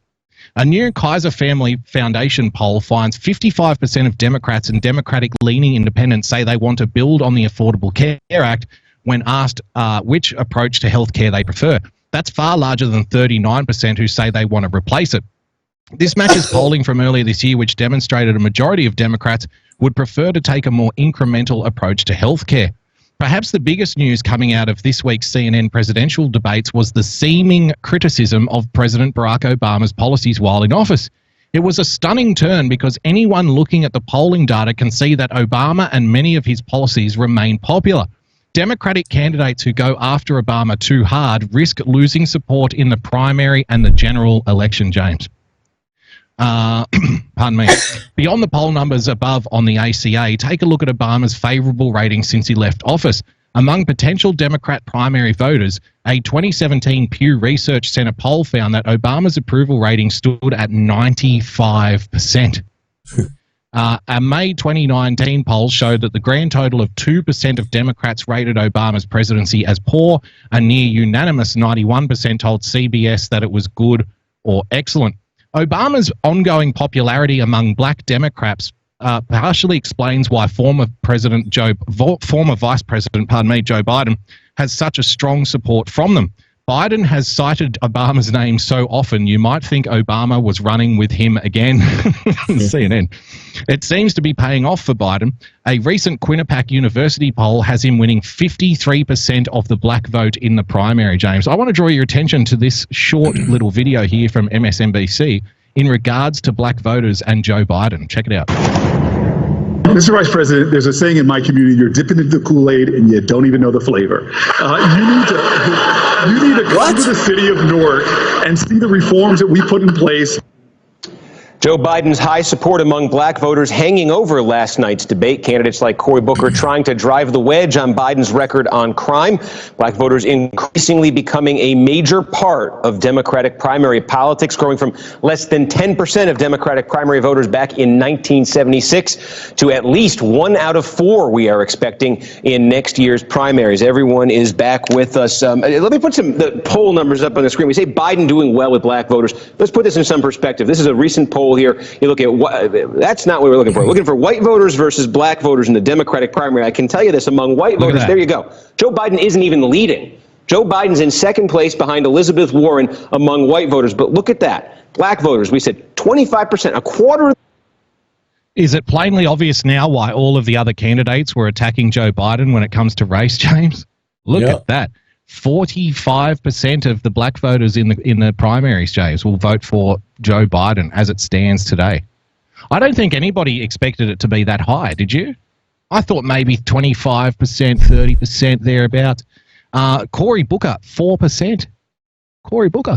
So why do you see? Everything is explainable. Why do you think he specifically used that Kool-Aid line? Right? Yeah, in my community, pandering. There's no accidents here. No. And look, this is the sad state of affairs. I'm going to explain this to you right now, and some people are going to call me racist, but I don't give a fuck. Racist. Okay, I'm actually not racist, but whatever. Let me be racist for 5 minutes. There's nothing that a black person hates worse than a fake black person. What are the black people telling you about Cory Booker? He's a fucking fake. He's a fraud. He doesn't represent them. What are they telling you about Camel Toe Harris? She's a fake, she's a fraud, and she doesn't represent them. You need look no further than all over Twitter at what they call Black Twitter to see that that's true. But what do they have a blind spot to? They have a blind spot to the pandering white guy because they don't really know, but they're going to give him the benefit of the doubt because he was Obama's vice president. That's the God's honest truth. You can call me racist for saying that all you want, but that's the God's honest truth. And they'll tell it to you if you can read Twitter. Absolutely, 100%. And it goes to show why, probably why Biden entered into the race in the first place. Because if he can get 50% of the black vote, and the black vote will be 25% of the rest of the vote, and he doesn't have to win the white vote at that point. He doesn't have to. He doesn't have to be first in the white voting demographic, because that'll be enough, James. That'll be enough. So it's interesting. And people saying Kamala Harris, she's well back. She's only got 12% of the black vote. Could it be that the African Americans don't see her as a real African American? Oh, horror. Don't even mention that. Don't say that. We don't want to sound like that racist Don Lemon on CNN, do we? So we better not mention that. And just for clarity's sake, when I was talking there, we're literally only talking about the Democrat black voter, the Democrat white voter, the Democrat demographic. Because, like I've said just 5 minutes ago, we went from 8% to 35%. Blexit is our winner because they understand. They don't have a term for all of us Asians that are moving over, but the Asians are moving over. They got the Latinos moving over. You got Latinos for Trump everywhere. You got Jexodus now. Yes, that's right. That monolithic Jewish vote from the Upper West Side of New York City is now voting for Donald Trump. Why? Because the Democrats are supporting Palestine, Hamas, Hezbollah. The Jews are waking up saying, holy fuck, what happened to the Democrat Party? I thought it was interesting you brought up Twitter, James, because another indication that we don't pre-plan this show, but I had this article ready to go, and I was going to leave it in the tank for another time, but since you brought it up, Trump dominates the media through Twitter. We knew this, but now there's science, James. Science. It's Salon. Perish the thought. Should we bring back base Neil deGrasse Tyson for this article, perhaps? Bush lied. People died. It was simple and to the point. There were no weapons of mass destruction in Iraq and no reason to invade. People paid for it with their lives. Iraq body count kept track of how many. Trump lies too, bigly, but in a fundamentally different way that journalists can't seem to get a handle on. Well into his third year in office, leaving themselves floating around in an ever-fluctuating state of befuddlement. Excellent writing there. No one can imagine what Trump's equivalent of an Iraq body count might be. As Trump ramps up his racist attacks with the 2020 election cycle starting in earnest, James, whilst obfuscating his own far-flung misconduct, it's a long time past for journalists to do something serious to curtail the power of his lies and deceptions. The answers are there. If they'd start asking experts, because there are social scientists who understand a great deal about what's going on, not just with Trump himself, but with the larger environment in which he thrives. There's still a great deal more to be learned, but they know enough to provide a vaccine against the needless spread of Trump's venomous disinformation, James. One such scientist is Stefan Lewandowski, whose work I've written about before. He has a new paper in progress he co-authors with Michael Jetta and Ulrich Ecker, covering the first 2 years of Trump's time in office, dealing directly with his strategy of distraction and diversion, a key weapon in his arsenal of disinformation, and one of the 4 main types of tweet identified by cognitive linguist George Lakoff just before Trump took power. I can see James's eyes glazing over, so I'll get to the point. To really, hang on. Up until now, this was supported only anecdotally. For example, by noting that Trump tweeted extensively about a Broadway play, haranguing the performers at the same time that he settled the lawsuit against Trump University. Our study provided quantitative evidence not only for the distraction, even more strikingly, that the media respond to the distraction by reducing their coverage of threatening theme that triggered the distraction in the first place, James. To be fair, I said the exact same thing, but in a kind of different way not long ago on Twitter. I put it out there that if Donald Trump's tweets are meant to distract you, if Donald Trump's racist tweets about Baltimore are meant to distract you from the Mueller report, but the media then spends the next 5 days talking about the racist tweets instead of the Mueller report, who is really distracting you from the Mueller report? Right? I mean, it's pretty obvious, right? So they're saying that the media falls into Donald Trump's diversionary tactics here. I would actually go so far as to say the media is the diversionary tactic. And they're highlighting things on Donald Trump's Twitter timeline. And instead of, they're putting the power in Donald Trump and, he tweets and we all follow it. Where I would say, no, I would suggest the media highlights and focuses on things to distract us from other things. And again, I'll put it to you. If the tweets are to distract you from the Mueller report, but we spend 5 days talking about the tweets and not the Mueller report, who's really distracting you from the Mueller report? Is it Donald Trump or is it the media? I love that. Yeah, I love this. This actually leads into what they're trying to do. So this story right here highlights it's part of a bigger strategy. And let me tell you what that strategy is in case you've missed it. The Democrat representatives are literally trying to encourage everybody to stop following Donald Trump. And they're saying it in this way. I'm going to quit following that racist bigot Donald Trump because it just distracts me from the truth and the evidence, and I am not going to go for this anymore. What are they setting up? They're setting up to use social media to literally censor the president, and they're going to hide it behind, nope, nobody's censoring him. We just all walked away. Americans don't care 2 fucks about what Donald Trump says. Everybody's just walking away. This is a strategy. This is what happens in politics. This is how they do things, and they set the cover up. If you're smart enough to see it, if you're smart enough to pay attention, you can watch it happen in real time, and you can call it out on shows just like this. That's what they're setting up. This article is more proof that this is part of that grand narrative. They're setting up the grand narrative to say, this is why everybody's walking away from Donald Trump. Well done. Couldn't have said it better myself, James. I believe it is time for the hammering, my good sir. Here we go. Here it is.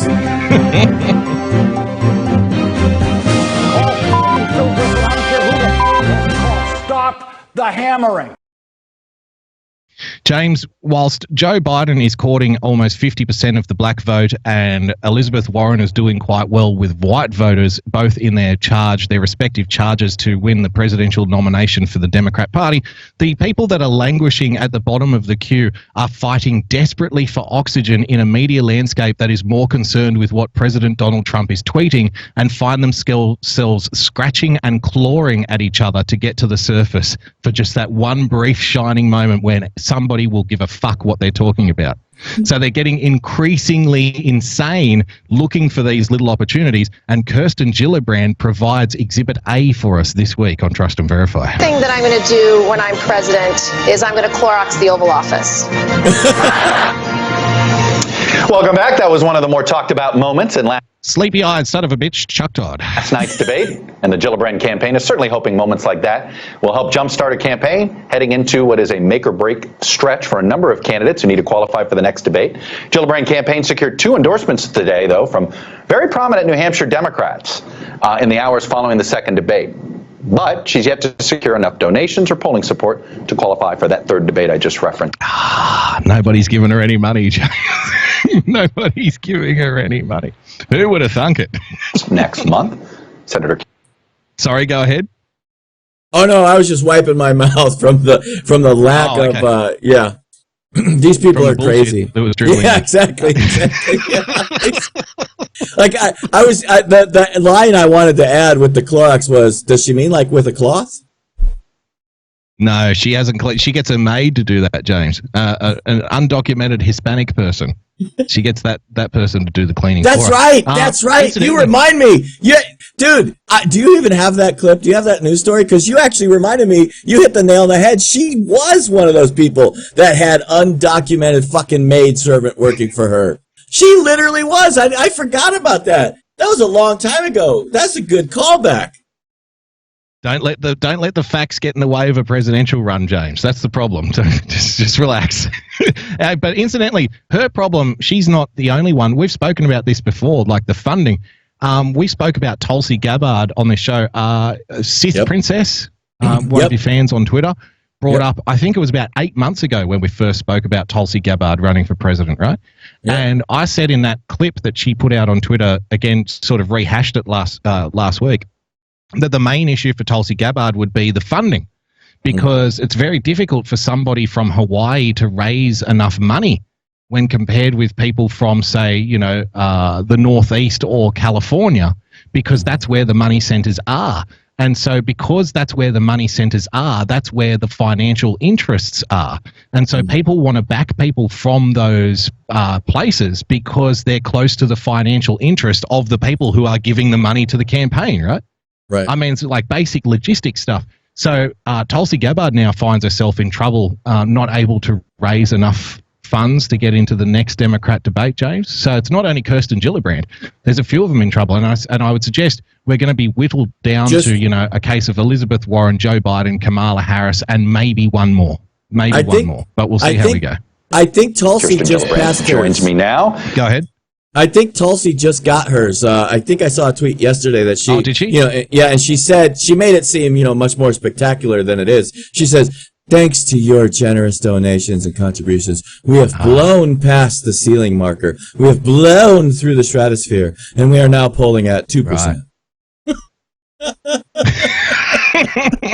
She's doing well. She's doing very well. But look at this attack angle from Kirsten Gillibrand. Again, like I said, struggling for oxygen as a candidate. Nobody wants to talk to her. Nobody cares what she thinks. She's got to come up with new and exciting ways to attack Joe Biden. And I just want to put this out as a caveat. I'm not a fan of Joe Biden. This isn't a defense of Joe Biden's integrity here. We're not white knighting him. But this has to be one of the most ridiculous attacks I have ever seen in my entire adult life. Wait till you see this. Senator, good to see you. I think our friends at I think Clorox is a Procter & Gamble company. They're probably pretty happy with you today.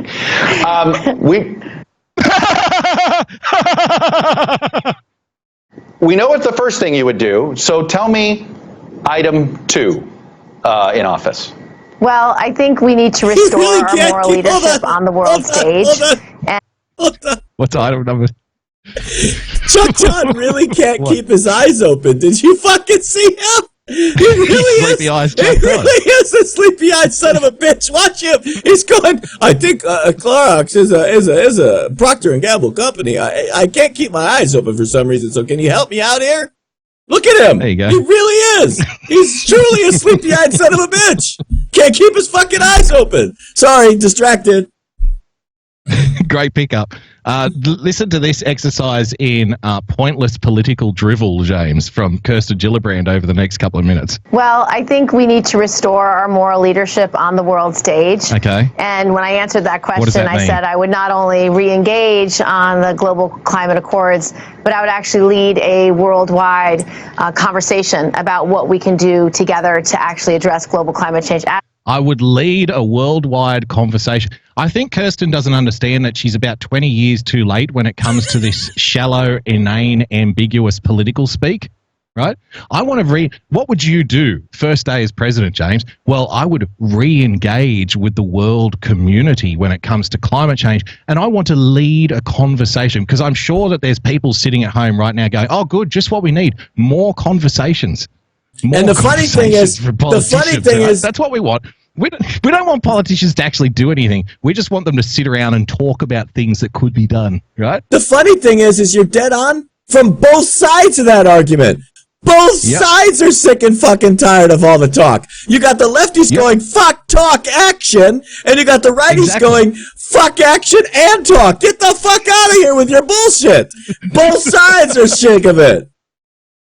What do we want? A conversation about things we might potentially want to do in the future about climate change, maybe if we have a conversation. When do we want it?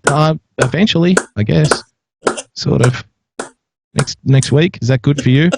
I can't do tomorrow. Got a hair appointment. Can we do it next week? No. How about next month? Great. Conversation next month. When do we want it? Then. As the greatest threat to humanity that exists. I'd also restore our moral leadership on the world stage with regard to our allies, trying to tamp down rising conflict in the Middle East. What? Kirsten Gillibrand walking around in the Middle East. Would she wear a hijab, do you think? Yes, she did. I think she did, actually. I think she wore a hijab in America for some kind of fucking Muslim day or something. I don't remember what it was, but I'm pretty sure I remember that optic. She's very progressive. Her and Justin Trudeau would make a tremendous power couple then, wouldn't they? Both dressed up in their fancy costumes while they go around pandering to people around the world. It'd be fantastic. On their private and jet. try to restore order. Restore order. So what she would do as President, James, is engage in long-winded conversations, talk about Middle Eastern issues, and restore order. It was like solid plan. What a solid plan there from Gillibrand, but it gets better. Wait till you see the attack on Joe Biden. I want to talk about your back and forth with Vice President Biden. Somebody just slapped him on the back of the head. Chuck, wake up. Holy shit, Chuck, what the fuck, dude? Open your eyes! Holy shit, you're on national television! Restore order.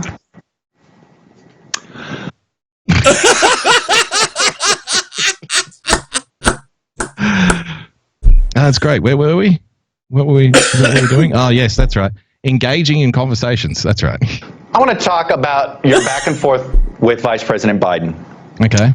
You did praise him when he came to Syracuse. Yeah.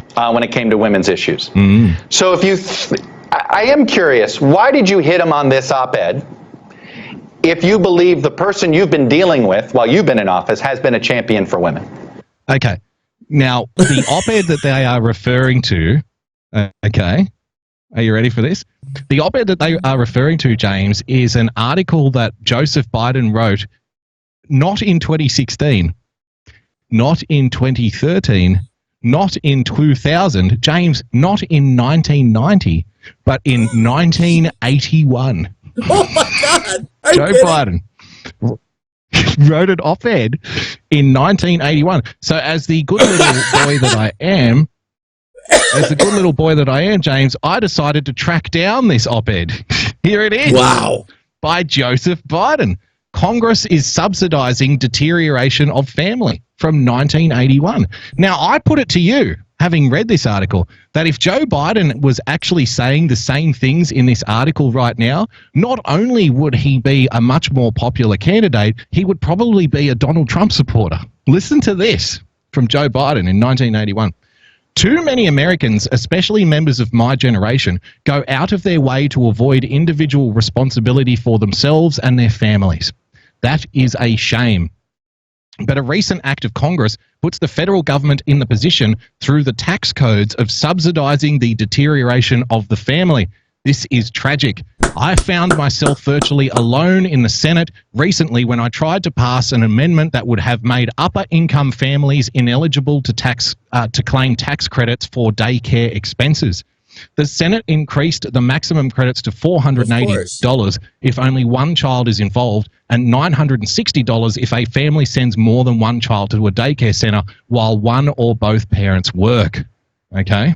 If a couple enjoying such an income chooses to supplement it, they can go out and buy a larger home, a patio, a swimming pool, or 3 weeks at the beach. That's fine. They should do it. But they should do it on their own.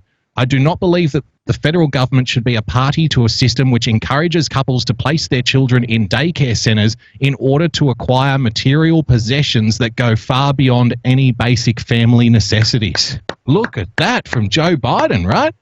His now, words what are the hell good. is wrong with that? I agree with him.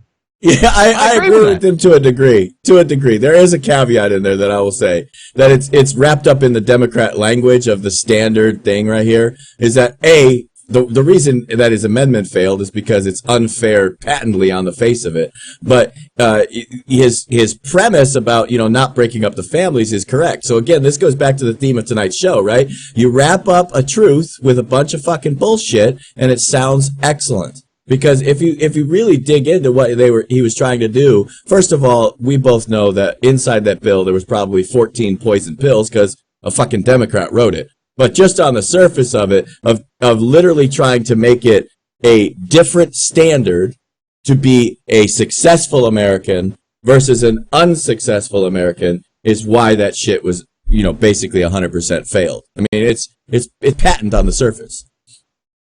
Okay. Here's what I'll give you another little more read. I think it's a sad commentary on our society when the Senate of the United States says, as a matter of social policy, that we should make it easier for people who have neither the financial necessity nor personal need to forsake their responsibility to care for their own children. It seems to me that the single biggest problem facing us as a society today is our desire to avoid individual responsibility. This daycare tax credit is just one more example of that evasion. The daycare centers and nursing homes blossoming across the American landscape are monuments to our growing unwillingness to accept personal responsibility for those to whom we owe the most, our children. So I guess now we just abort them, right? Our parents and our grandparents, James. But see, so his argument is basically falls down this, and I agree with what you're saying because it was wrapped up in Democrat Party politics. But essentially what he's saying in this piece is, it's better to have somebody raising the children in their own home, that being one of the parents at least, if not both of the parents, than it is for the children to be shoved into daycare and raised by strangers. Now, on the surface, that is a statement that I agree with. Right. And he's saying that people are putting their children into daycare because they get the tax credit, so they can then go out and buy a new patio or buy a new car and go on holidays, right? So I don't agree with that. But what he's saying, well, no, but hear me out. Yep. So what happened after liberation of the female worker, James, when they were marched into wage slavery is we took the single caregiver out of the home, we put her into the workplace, we then doubled the tax pool that we could extract from, and now the government can be the good guy by giving people their tax money back to have their children in daycare instead of being raised by their parent. So this is what happened across the Western world, all right? So, but this is now being attacked. Like, this is a very common sense thing that he's saying here, and anybody can look at it and say, yeah, that's pretty spot on.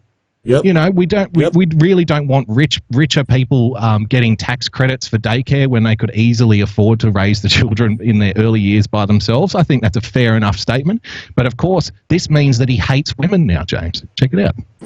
So when I read that op-ed, I was deeply shocked. I was deeply offended. Deeply offended. Deeply offended, Jay. I love when they eat each other. I need to remind you that this op-ed was not in 2016, not in 2005, but in 1981, nearly 40 years ago, James. Because the language she chose to use was really By the way, that op-ed was written to say. By the way, that op-ed was written when Kristen Gillibrand was in daycare. James, the language that he chose to use is deeply disturbing to Kirsten Gillibrand. Again, listen, I think it's a sad commentary on our society when the Senate of the United States says, as a matter of social policy, that we should make it easier for people who have neither the financial necessity nor the personal need to forsake their responsibility to care for their own children. Shocking! Deeply offended, and it's disturbing language, James. It's very disturbing language. Disturbing. Say that making sure more middle-class families could have access to childcare was going to somehow deteriorate the family. Because things are going ever so well for the families ever since. Yeah. Actually, to be honest with you, if you look back at that op-ed, everything from the social point of view that he wrote there, just the social point of view, he was proven correct. The families got destroyed and fucked this country up. So just to be clear here, and this is another thing that Gillibrand does, just like all lefties, right? They rewrite, there's this revisionist history. They try to apply the standards of today to something that happened 60 fucking years ago. Wait a minute. How do you do that? Especially if you weren't alive then to understand what the historical context really means. That's why you have today people that have no fucking idea what the Holocaust is. They think it's a fucking museum somewhere. They don't realize that it was an actual event. Yeah, great comment in the chat from General Eaton, James. He said, the perils of being a long-term progressive. Yeah. Where you were once correct in your assessment in 1981, you were probably ahead of your time because that's now sexist. Yeah, exactly. But things are going so well for the family lately, aren't they, James? It's wrong to say that there are more broken homes than ever before. It's wrong to say that more children are being raised by single mothers than ever before, James. Single mothers who have to go out and work. I remember it was a Michael Moore documentary in regards to, I think it was the documentary in regards to the Columbine shooting, James, if I'm not mistaken. I think that's the one. And there was a law enforcement officer who was interviewed in that, and he said, I think it's a tragedy if we already have a single mother and then we take the last remaining, caregiver out of the home and force her to work and put the child in daycare. That's a real tragedy. Like, these are things that the left unanimously agreed upon not that long ago. Yep. Back in the 80s and the 90s, the left unanimously agreed upon it. And now Kirsten Gillibrand is trying to tell you that it's sexist. They agree with that. They agree with that right before Donald Trump became president. Are you kidding? Right. To be fair, though, to Kirsten Gillibrand, as I stated earlier, there is a very easy workaround. Just abort them. Just kill them in the womb. Then we don't have to worry about them, do we? Then we don't have to worry about childcare credits. Let's pay them before they're breathing. That's the way to do it.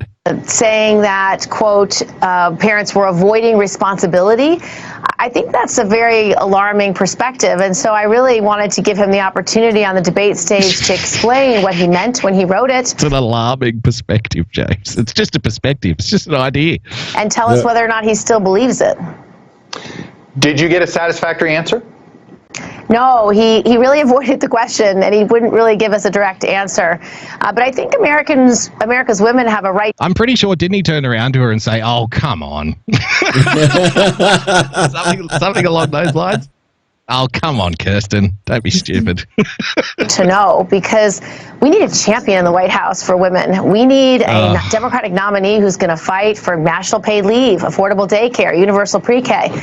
We need a champion in the White House for women, James. Good Lord. One that kills the babies. We need a champion for women. We need somebody who's going to drag the single mother out of the house and away from their child as quickly as possible so we can shovel that child directly into childcare so they can be raised by strangers and end up being a statistic at the FBI's head office. How about that?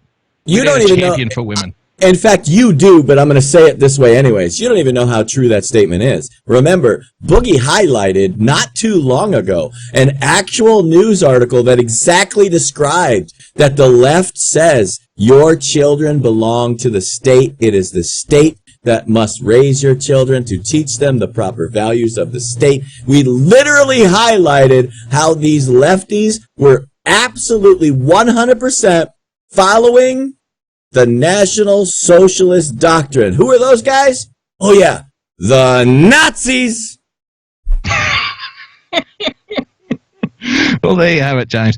Struggling for oxygen, Kirsten Gillibrand attacks Joe Biden for the only thing he said in the last 40 years that actually made fucking sense. There's your hammering.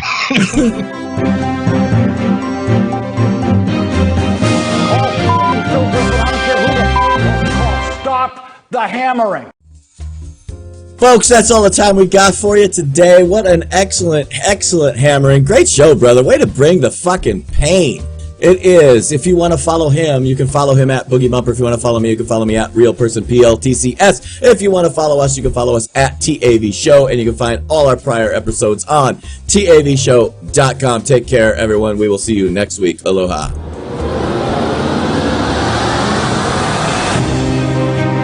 Do you remember when big tech called themselves the free speech platform and used slogans like "Don't be evil"? Fast forward a decade, and suddenly those platforms we loved for years have changed, and the promises they made at the start no longer apply. So what happened? How did we get here? Over the last decade, these companies have quietly moved their corporate headquarters outside the US to EU tax havens. The big change? Well, big tech is now governed under UN law. In simple terms, US free speech laws no longer apply to these platforms. What started as free speech for all is now regulated speech to some. We believe you, the people, not big tech, are the best judge of what you want to watch, read, and hear. We are content creators. We understand that a creator's ability to make a living should not be infringed upon. We created Zap Media with you in mind, a free market, next-gen media platform that believes in protecting your speech rights and, equally as important, your privacy, including IP theft and data mining. By removing the threat of censorship and freeing the market, content creators have a home base to build their platforms and grow their brands. The Zap Media community are brand ambassadors, coalescing behind publishers, subscribers, and advertisers alike. This is the beginning of the next big wave in digital media. With an estimated 225 million video-on-demand users expected by 2022, Zap is poised, with your help, to fully launch before the end of 2019. We look forward to partnering with you.